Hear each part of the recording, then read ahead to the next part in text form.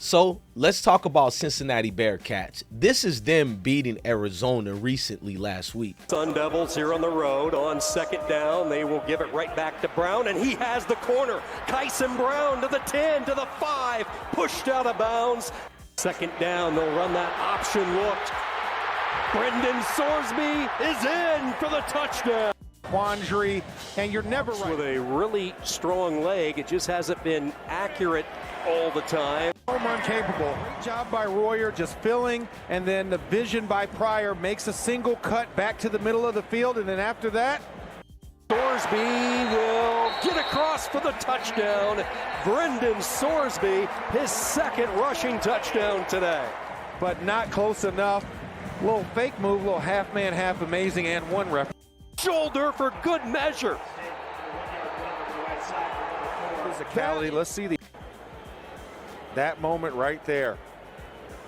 Big play for ASU and Cam Scadaboo.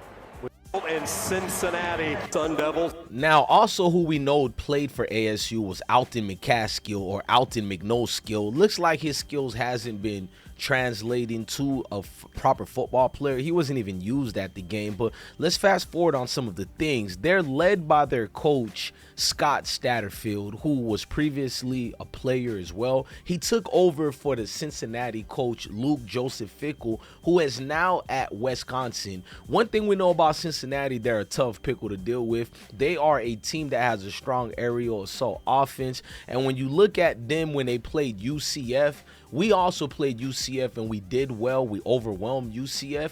They had much more of a struggle versus UCF, to be honest with you. The score was 19-13, and there was a lot of things that led the way of it. Now, Cincinnati stats versus Arizona have shown a lot of the situations. Now, when you look at some of their players on defense, you can see not really far as solo tacklers, more of team-led tackles, but few tackles. I think we're going to run through their defense, as their defense been the weakest thing about Cincinnati this year. Now, fast forward to more of the stats. When you look at their running backs, Corey Kiner, Evan Pryor, and Corey has the yards that we want from consistency with our running backs at Colorado. So I can't criticize them. Like I said, Cincinnati as a unit on offense is tremendous.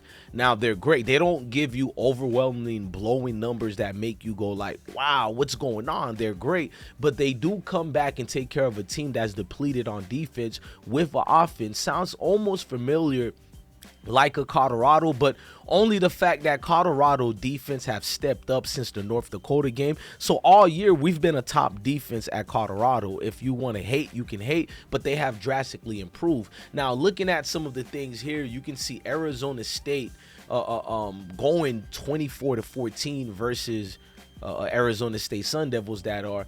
And I'm looking at it and look at the quarters, look at the situation. Early in the game, Cincinnati overwhelmed Arizona State. That's what we can't let happen to Colorado. At the start of the game, we need to pounce on them immediately and handle them.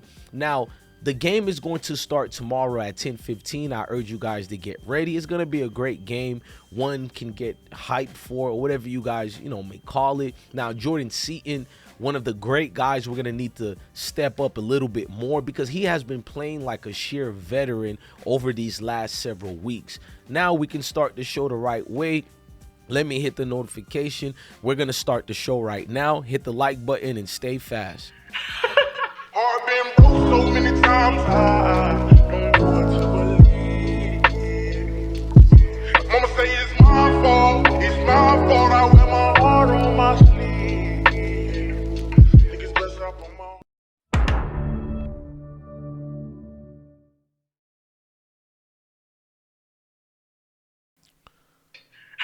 So YouTube family, as we're watching this, I want y'all to know, man, me personally, I feel like it's going to be a good game. It's going to be a game that we all are not going to be bored. I don't think any of the Colorado football games I have ever been bored. Looking at Deion Sanders, how on he has been leading his men, you can't really feel insecure about the situation here.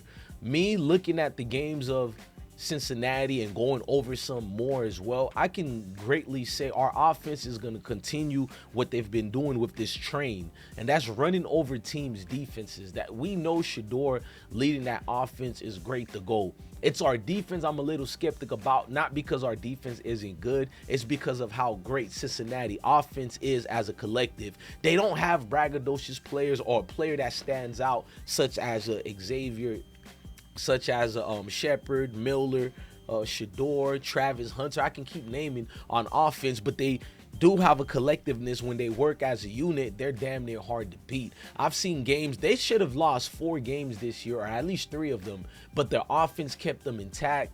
And that's the thing I'm a little bit worried about, but not too much, just being honest. Now, I know the score I predict is going to be probably 38-15. Maybe 14. I'm going off of an extra point because I'm looking at the tactics of the coach, Scott. His strategic maneuvers is to go around. Now, looking at them being an aerial assault type of team, they're probably going to immediately, because of injury depleted team we have right now, they're probably going to go for the long yard passes immediately, because that's the way you can kind of beat Colorado. Now, if you convert it, you got a game. But if you do not convert it and you give a Shador an early chance at the ball, at the helm of the quarterback things, it's going to be a long day for Cincinnati. It's one of those games, yes, the records match up, but Colorado could have very well be undefeated this year. Now, I give Nebraska the loss that we got. It was by a lot of measurable points. So, okay, fine, that's a loss. But at least we all know that Baylor game was a brazy game of cheating going on by the refs, a lot of ups and downs. We can clearly say they were supposed to win that game, and they got cheated out of it. But the record is 5-2. If we win this game, we become bowl eligible. To many people, it doesn't mean much. You want to see teams go to the playoff. But if you're a passionate college, I just bit my own tongue. If you're a passionate college football fan and you want to see things transpire quickly than ever, then it's been happening over there at Colorado. This is Deion Sanders' second year. This is Scott Satterfield's second year. Both coaches have done kind of great in their minor years at the Power 5 level, at least for Deion, because Scott has more experience, more experience than Deion. You know, these people, pundits at ESPN or whatnot, they like talking about more experience. So I guess Scott has more experience, but who seems the more confident coach, the one you can rely more on? That's Coach Sanders, ladies and gentlemen. So me sitting back and looking at the whole thing, I have it, like I said, I think 38-15 or 14. That's what the score is going to be. Might be a little bit more, but that's my prediction. You guys go on to parlay on that. And I'm going to let you guys let me know in the comment sections on how you think about the game predictions. Where do you think this game is going to go and lead up to? Just talk to us right quick, man. I'm here to listen to y'all. I'm going to bring these Colorado video as well. I know I got the little dirt situation going on, but do not be mistaken. We are football fans of here. Colorado #1 supporters, and we will continue that as well. Love your family, love your kids, and stay blessed. Peace. Heart been broke so many times.